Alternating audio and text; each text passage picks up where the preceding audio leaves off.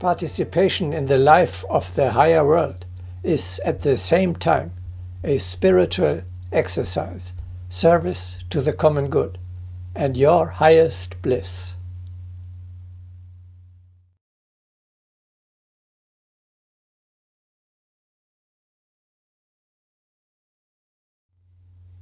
Participation in the life of the higher world is a continuous spiritual exercise. You have yet to learn to live in heaven and on earth at the same time. What does this exercise consist of? You see the whole picture of the reality, with the holy mountain behind you. You keep your consciousness constantly, even during daily work, in the higher world, at the foot of the holy mountain. In the course of the earthly day, you always carry with you the temple hologram which you built in the morning meditation. Every single moment of the day offers you the opportunity to defend, affirm, and deepen the subtle reality of your existence on a higher plane. On earth, it is necessary to keep your head above water.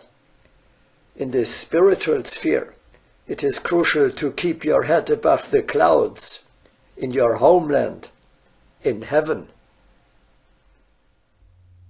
It requires deep concentration to keep your vibration and that of the hologram around you high every moment, and to defend the chosen ideal. This inner work, parallel to the utmost strained labor in the material sphere, must become a firm and dear habit. No brooding helps, only practice.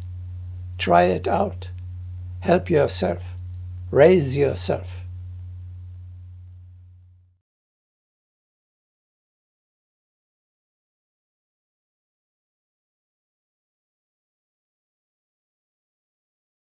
I am practicing the exercise, the fiery condition.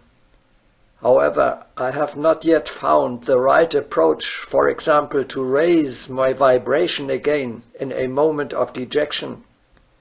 In the meditation in the morning and in the evening, I succeed quite well.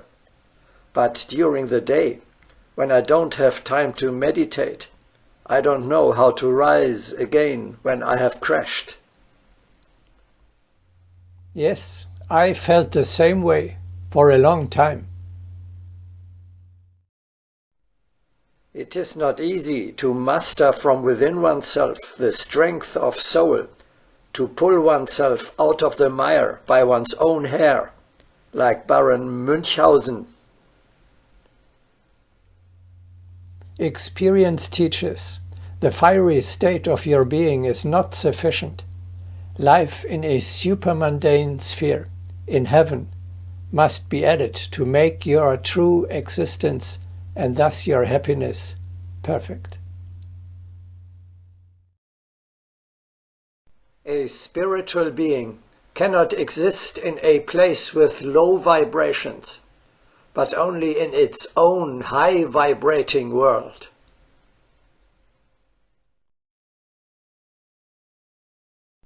The hologram of a higher world that you wrap yourself in is like a diving suit that enables your soul to survive on the material plane. In a desperate, ugly, ridiculous, or humiliating situation, only one thing helps. Close your eyes for a moment. Withdraw to the spiritual world.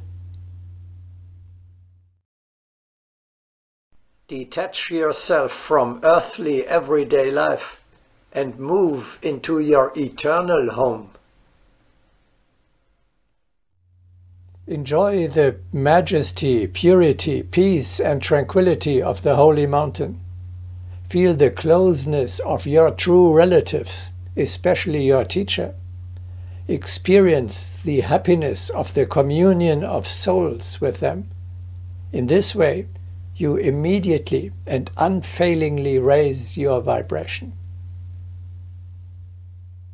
You go to the forest or listen to the music of the great masters in order to heal yourself or to get rid of your moods. In fact, thereby you go to a higher world. You can achieve the same elevation by visiting your sanctuary in spirit. We remember, with your high vibration, you raise the vibration of the space around you. But this also works the other way round.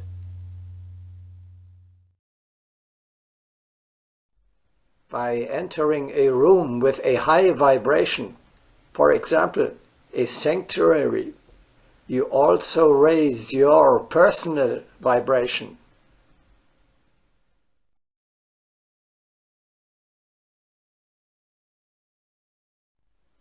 When you are dwelling in a world of purity, power, joy and beauty, you feel pure, powerful, joyful and beautiful. And then you are pure, powerful, joyful and beautiful.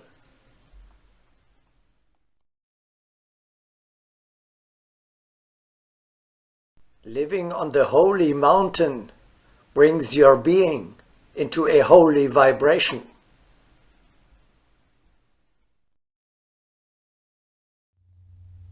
We repeat, your soul is not affected by the distress, suffering and coarseness of the material world. This is easy to say but difficult to realize when you feel attacked. Inviolability through transfer of the consciousness to the eternal individuality is indeed still a bit abstract.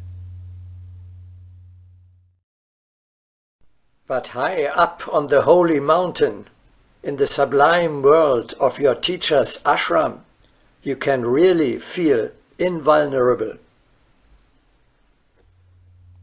When the soul takes its ancestral place in its invisible home far above the material sphere, the concerns about the hopeless conditions down in the valley cease as well.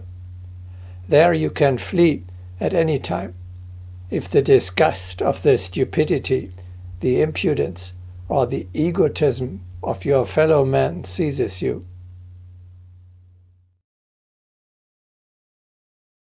When our consciousness is completely transported into the domain where there is no fear and depression, then we are invulnerable to any filth.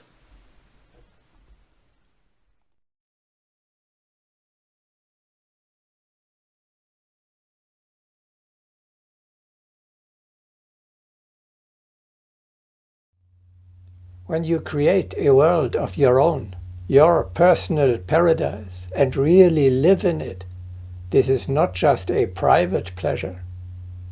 You are giving humanity an example of a higher, better world. You show everyone.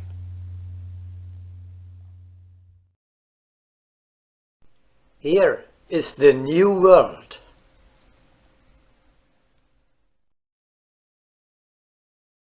Your new construction is visible from afar like a beacon, at any rate in the subtle world, but more and more also on the material plane. This flame which gives hope to your fellow men must never go out.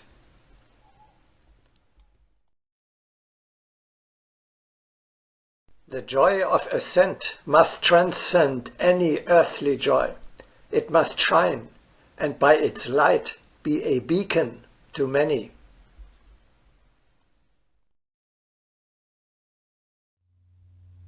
The synthesis of the practice of Agni Yoga, the life formula of the new man, is: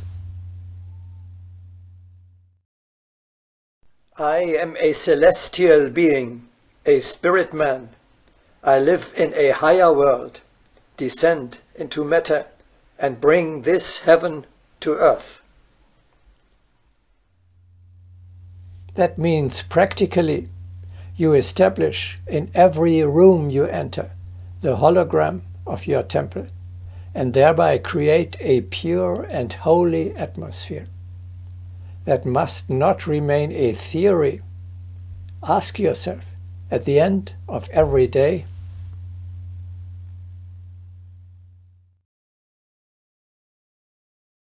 did I really create a heaven on earth today for my partner, my children, my relatives, my colleagues at work, my acquaintances, and my friends?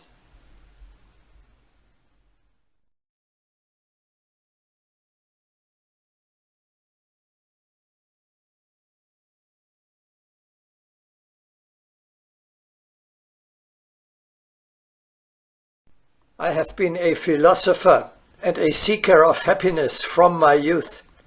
At first, it seemed simple to learn many useful and interesting things at school and university, to marry, to have children, to practice a profession, to provide a living for the family. All this carried its meaning quite obviously in itself.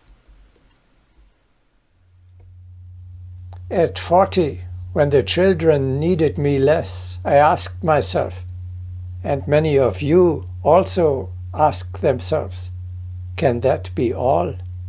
Begetting and raising children, who then in turn also only beget and raise children. What did I get out of all that effort? It was only when I was over 60 that I found true happiness. My real existence, the life of my soul at the foot of the holy mountain. It is said that the only bliss of a spiritual person is meditation. This sounds a bit poor and like withdrawal from life. We say the true happiness of a spiritual man consists in participating in the life of the higher world, in the midst of the earthly troubles and turmoil.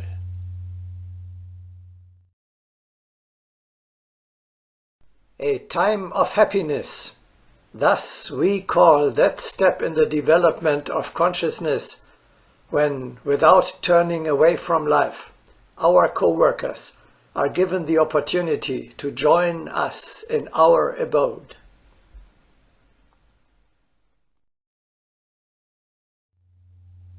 Up there is only purity, beauty, and joy. Up there is no disgust, dejection, irritation, desires, or cravings. Up there, the repulsing things that take place down in the valley cannot affect you. The key to a better, more beautiful, and more worthy life is the realization true joy of being you find only in your true existence.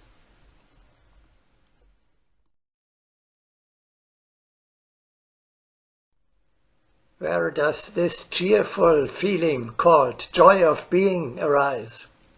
It does not come from wealth or self-satisfaction, but is often experienced amidst the most grievous difficulties and persecutions. In times of tensions, such a joy is especially valuable and healing. We call it joy of being, for it does not depend on personal circumstances, success, or profit.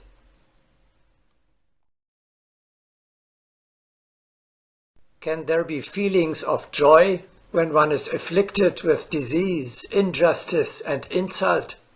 Indeed, for even in such circumstances, the eyes may sometimes fill with fire, the bowed head may rise, and new strength may be experienced.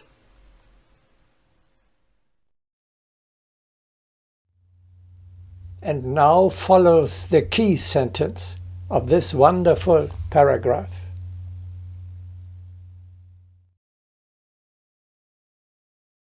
Then man begins to rejoice at life, perhaps not at his earthly life, but at his real existence.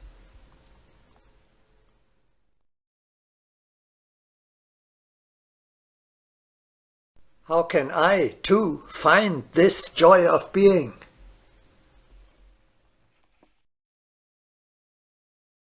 Overcome the transient earthly existence. Live your true higher life.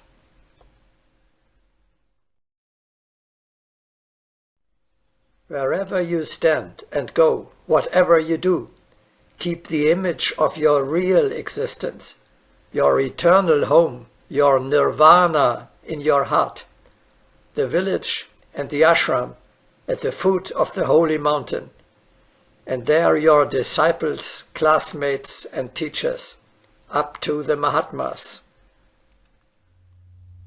Transfer the life of your eternal individuality to this higher level. Breathe the spirit of Shambhala already down here on earth. Join this supra-temporal community. Become a member of this holy order. There, you are a cogwheel which is small and seemingly insignificant, but nevertheless has its very own task, which cannot be replaced by anyone else.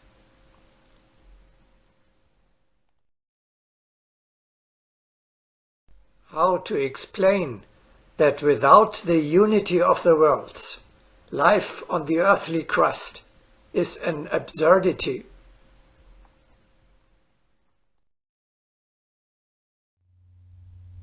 Anchor yourself firmly in this heavenly kingdom, so firmly that the heaviest earthly turbulences, the most dangerous attacks, the hardest labors, the most trying temptations, and the most depressing moods will not succeed to drive your soul out of its natural homeland. From my own experience, I implore you, you will not find happiness if you make it dependent on being healthy, successful, loved, and so on. These are only relative earthly standards which do not apply to your eternal individuality. You can always preserve the radiant resplendence of your real existence, even if everything goes wrong in your life, and even if you are being crucified. We shall continue to talk about participating in the life at the foot of the holy mountain, in the broadcasting, living in the ashram of the teacher.